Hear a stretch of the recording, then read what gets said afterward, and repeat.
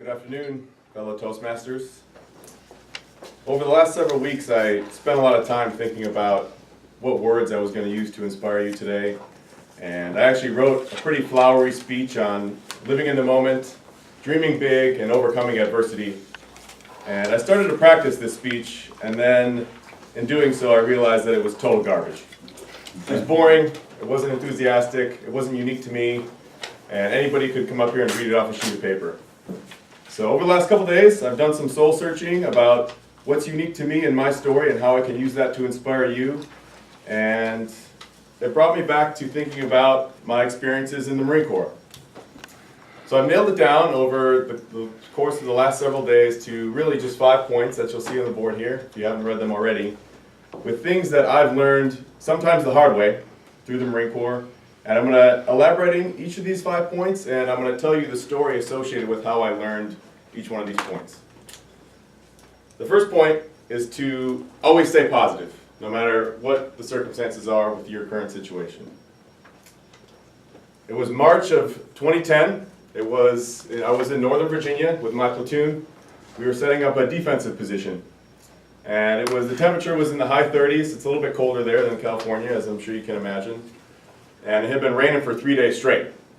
And all the Marines are caked in mud. We're sitting there, it's 3 in the morning. I'm sitting in a fighting hole that I had dug, and there's 6 inches of water in the ground. And I'm sitting in this hole, just absolutely miserable. And I'm wearing my night vision goggles, and I'm looking out at really nothing, waiting for the enemy, which is really just other Marines coming to attack us, and they wouldn't come for days. So I was sitting there at 3 a.m. And it was one of the most miserable points of my entire life. And I was questioning why I joined the Marine Corps, etc., etc. And 4 a.m. came around, and that was the time where I was lucky enough to go find the next Marine to relieve me. And I turned around, it was a few feet behind me in a tent, and I walked up to these Marines, and it was a small tent, maybe like 5 by 5, and there was 3 Marines in there, and all their gear just caked in mud, somehow sleeping, and I thought, wow, I can't believe I'm about to wake these guys up right now. They're going to be even more miserable than I am. And I reached down and I woke up my friend Dave. I was like, hey Dave, you got to relieve me on the watch, man. It's your turn. And I expected him to be all grim and miserable. He woke up and he said, good morning, sunshine. What a great attitude.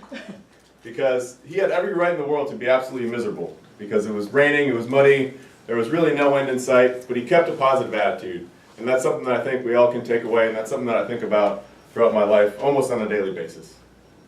The second one is you always have to be ready to work hard.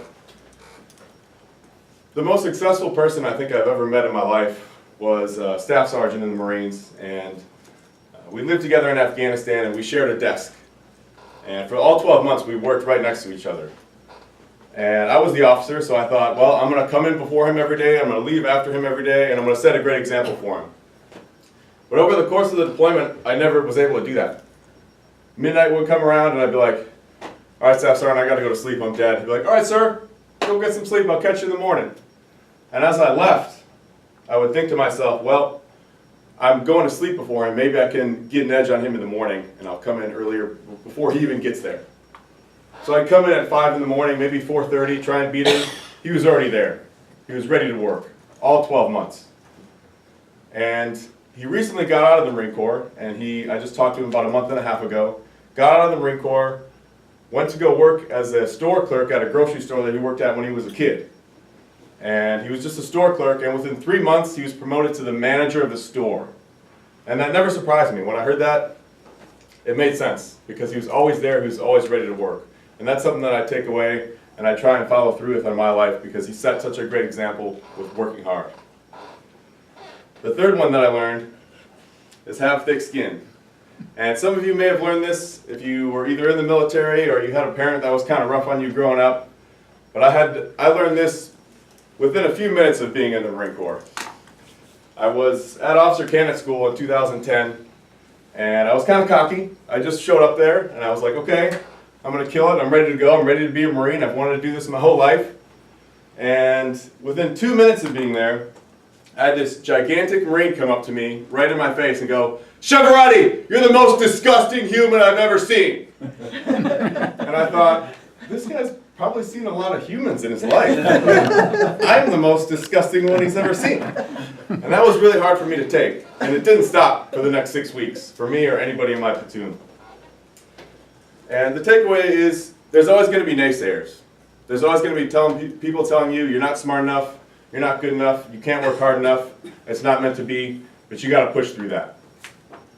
Now, hopefully the naysayers aren't 6'6", 250-pound Marines that are 6 inches from your face, but even if they are, you have to be willing to push through that to achieve your goals.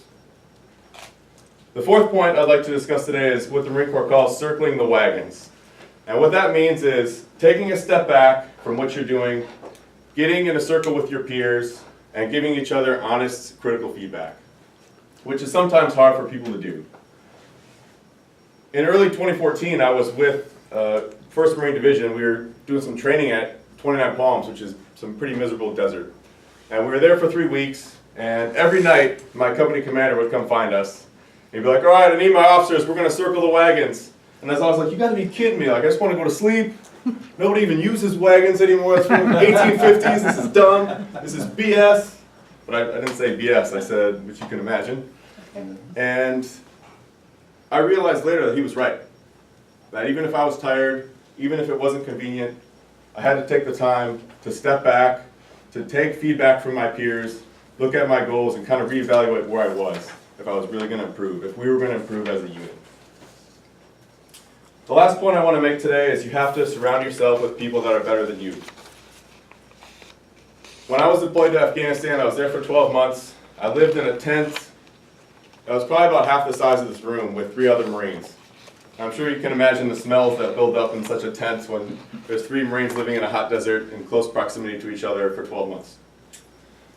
But the Marine that was closest to me was about probably the distance from maybe me to Ardaway for all 12 months. We slept very, very closely to each other.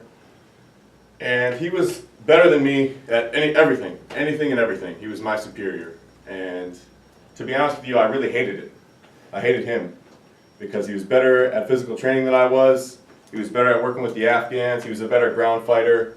Pretty much all the metrics that Marines use for promotion, he was better than me. But it really pushed me to become something better than I otherwise would have been. And I think you really need to adopt that in your own life. Everybody can. If you want to be a better parent, surround yourself with people who are better parents than you. If you want to be a better student, surround yourself with people who are better students than you. If you want to get in better shape, surround yourself with people who are in better shape than you are. In summary, I try to come up with some inspirational guidance that is unique to me and my story that I think can help you. I realize that not all these points are unique to me or unique in the Marine Corps. Maybe you pick some of them up along the way in your own life. But I hope that they can bring some value to you, or at least some fraction of value to you that they've brought to me. Thank you.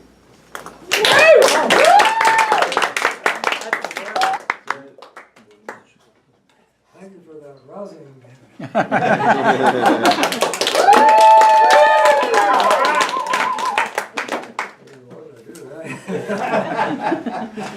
As Dom just concluded his manual, and this is a major milestone.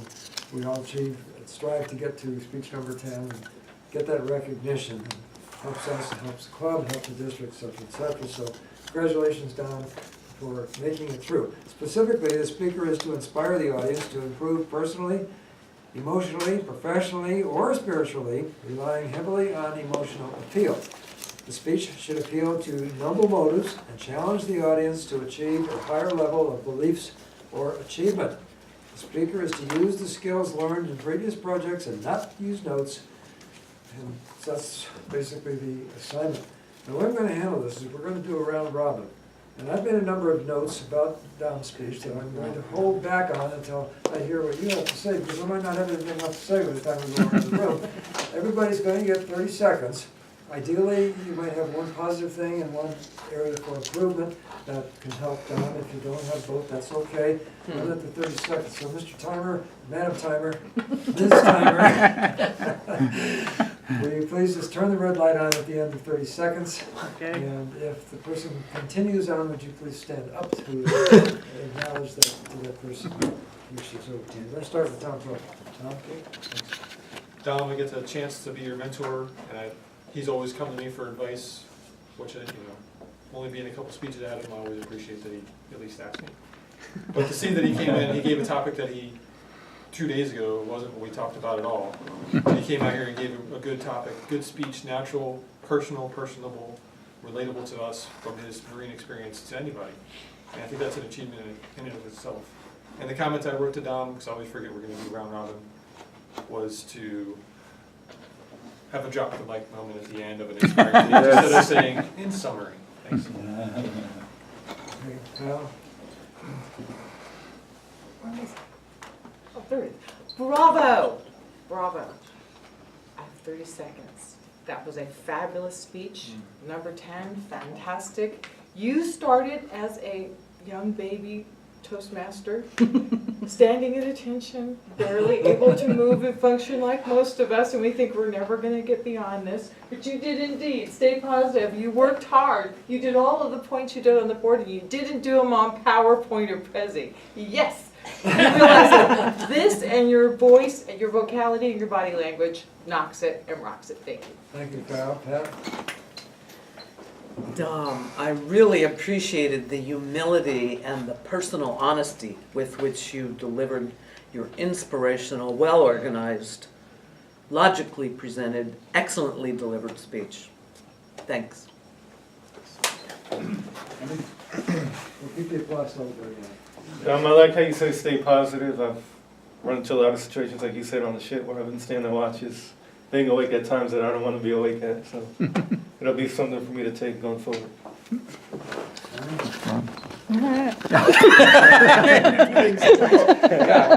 Congratulations. I like the personal stories. I think you could have made it even more impactful by adding to the personal stories, maybe relating it to us, like what can we do, just deliberately doing that, and then just watch out for the pacing that was still going on. But excellent job, congratulations.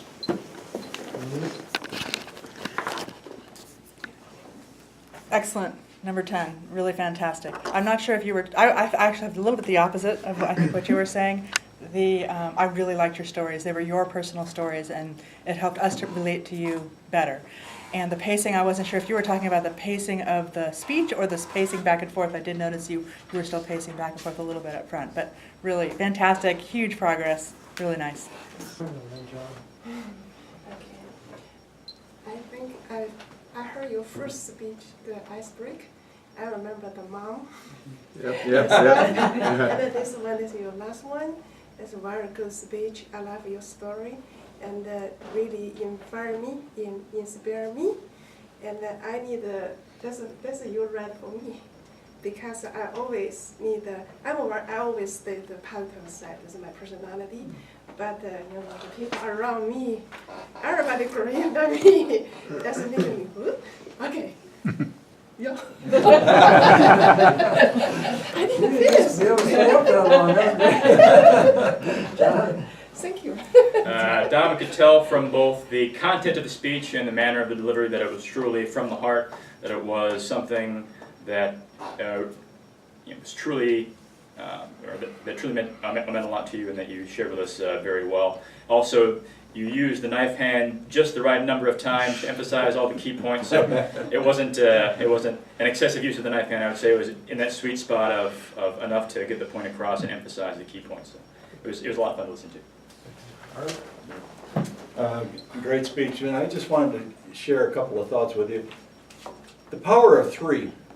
Rather than list 5 items, take the 3 most important ones and drill on those. Most people can't remember 5 items, but they can remember 3, and it has a powerful impact, and then you can summarize call to action at the end. Those are the 2 things that I would encourage you to do. Going forward for your advanced manual.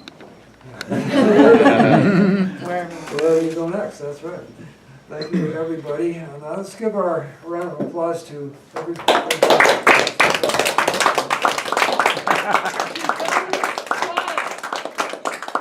Two things that I would comment on. First of all, your introduction definitely got us interested. Basically, I had a speech, I threw it away, and I'm going to speak from the heart. I was sort of mentioned that. I thought that was very effective. You had good humor throughout the speech in several places. One area to improve, I think that I would suggest, is to slow down a bit with your speaking and vary your pace as far as your voice and speaking. For example, you went from one bullet to the next, half thick skin, da-da-da-da-da, and number 3. Number 4, circle the wagons, da-da-da-da-da. Number 5, stop there, pause. Number 4, circle the wagons. And get our attention. Bold, if you were writing it out, you would bold and underline and italics using Microsoft Word. And that's what you need to do with your voice in that instance. But all in all, an excellent speech, and I enjoyed it very much. And I thought you had some excellent points that we all can benefit from. Now I'm through.